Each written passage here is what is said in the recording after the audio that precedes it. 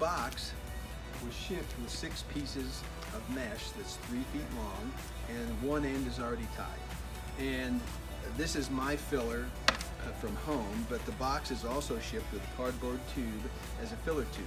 And it's a fairly heavy wall, and it's 5-inch diameter, so it works great with the sock. So what you do is I like to put the whole thing into a bucket, so it helps me stand it up and it catches any waste. And you just drop this end down into the filler tube, and then you take about 3 inches of excess material and you pull it down over the sides. And now you're ready to pour in your favorite medium. One thing that works really good is you need to just bounce it. I would not recommend packing it with a rod or anything. You don't need to tamp it, you just need to bounce it like that. But when you do, you need to hold the mesh on the outside edge of the tube so that it doesn't come off. Let's top this off.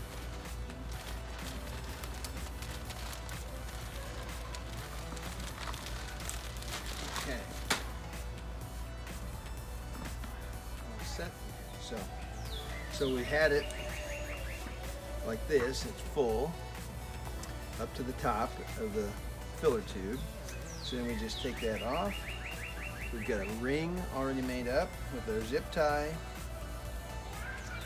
and we put it on there pretty close and pull it tight. Pull it tight. So we'll cut off a little bit of this excess mesh so that they look a little nicer, and then pull that right out of there, and we have a really nice, pretty tight sock. Cut off this end of that, into the zip tie, nice and fat, and let's go right to the unit. Put this in. See, it rolls right in, and we'll make sure that it's pretty uniform. So a little bit of elbow grease. I did get my hands a little dirty, putting the soil into the mesh, but that's fine. It's gardening. It's vertical gardening, and everything works good. We know the irrigation works good. We know the socks are nice and full. We know that the material's not packed too hard. We know that there's plenty of extra mesh there to grab to cut a hole. This baby is ready to go. Enjoy.